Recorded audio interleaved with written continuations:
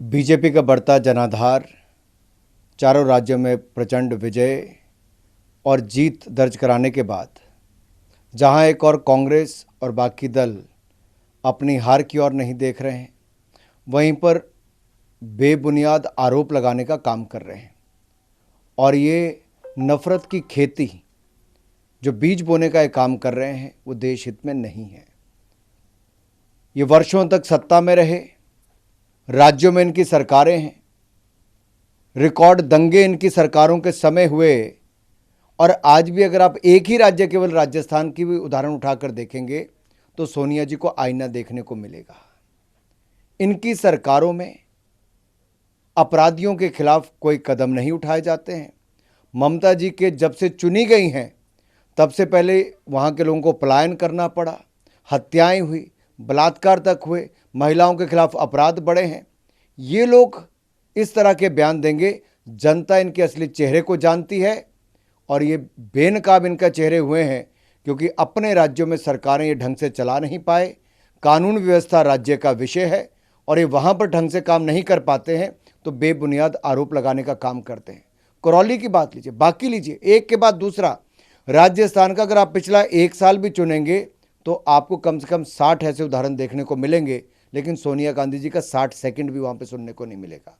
ये सारे नेता कहाँ होते हैं जब बंगाल से लेकर, राजस्थान से लेकर महाराष्ट्र के पालघर में भी साधुओं को मारने का काम होता है? तब ये चुप क्यों होते हैं जी? ये केवल नफरत के बीज बोते हैं। ये बांटो और राज करो की राजनीति आज तक करते रहे हैं। अब इनको ये हजम नहीं होता कि मोदी जी की लोकप्रियता, मोदी जी का काम देश और विदेश में दुनिया ने सराहा है, तो झूठे और इस तरह के बेबुनियाद आरोप लगाने का काम करते हैं। सर, केरला में भी देखिए, पहले एसडीपीआई पॉलिटिकल वर्कर की हत्या की जाती है, फिर 16 अप्रैल को एक संघ आरएसएस के कार्यकर्ता की हत्या की जाती है, वहां लेफ्ट की सरकार है।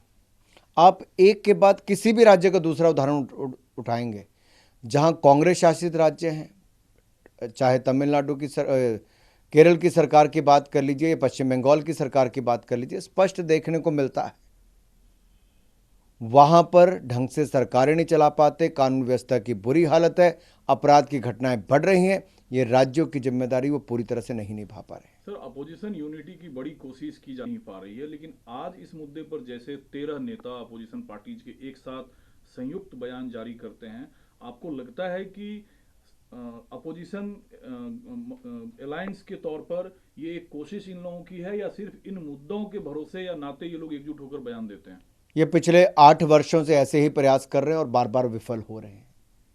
कहीं पर महागठबंधन तो कहीं पर महाठगबंधन, लेकिन इसका सीधे तौर पर देखने को मिला, जनता ने इनको स्वीकार नहीं किया है। एक के बाद दूसरे चुनाव में पश्चिम बंगाल में इनकी खाता नहीं खुल पाया था कांग्रेस का। उत्तर प्रदेश के चुनाव में 99% सीटों पर इनकी जमानतें जब्त हो गई। ऐसी हालत के बाद जहां पंजाब में बैठी बैठाई सरकार इनकी चले गई, बुरी हालत वहां पर हुई।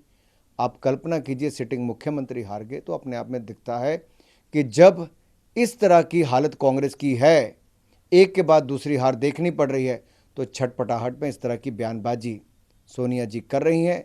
शायद वो कांग्रेस के इतिहास पे नज़र मारेंगी तो उनको नज़र आएगा एक के बाद दूसरा दंगा और उनकी सरकारों की विफलता, और उन विफलताओं में कई लोगों की जाने जाना, कानून व्यवस्था का बुरी हालत होना, ये अपने आप में बहुत बड़े उदाहरण हैं जो सोनिया जी को कई बार एक बार सोचना चाहिए। एक सर छोटा सवाल है, दिल्ली के मुख्यमंत्री आप खुद हिमाचल से आ रहे हैं, वहां भी वो चुनाव लड़ने की तैयारी कर रहे हैं। दिल्ली में दो गुटों के बीच झड़प होता है, 2 पुलिस वाले घायल होते हैं, पुलिस बल लगाए गए हैं, सभी संवेदनशील इलाकों में पुलिस बल तैनात है। इसको कैसे देखते हैं? केजरीवाल साहब ने कहा ये केंद्र की जिम्मेदारी है दिल्ली में शांति व्यवस्था कायम करना। देखिए, वो मुख्यमंत्री हैं केजरीवाल जी, लेकिन जिम्मेदारी कोई लेने के लिए तैयार नहीं है। आज तक पूछना चाहिए इनके पास विभाग कौन सा है दिल्ली सरकार में और उसकी आउटपुट क्या है, क्या आउटकम है उसकी, जरा पता तो चले। और दूसरा, दूसरे राज्यों में जाकर अधिकारियों की बैठक लेना, ये संघीय ढांचे पर एक प्रहार है। और यही नहीं, उत्तर प्रदेश में भी आए थे, वहाँ पर इनकी नाकामयाबियाँ रही, सारी सीटों पर जमानत जब्त हुई, और यहाँ पर अपनी सरकार चला नहीं पाते हैं और ठीकरा किसी और पर फोड़ने का काम करते हैं। ये जो वोट बैंक की राजनीति के कारण ये लोग देश में इस तरह का वातावरण पैदा करने का प्रयास कर रहे हैं। मैं यही कहना चाहता हूं, ये नफरत के बीज बोने का काम जो विपक्षी दल कर रहे हैं, अपनी राजनीतिक नैया को डूबने से बचाने के लिए, ये देश की जनता बड़े ध्यान से देख रही है। इनके कारनामे जनता ने पहले भी देखे, इनको पहले भी नकारा है और आगे भी जनता नकारेगी।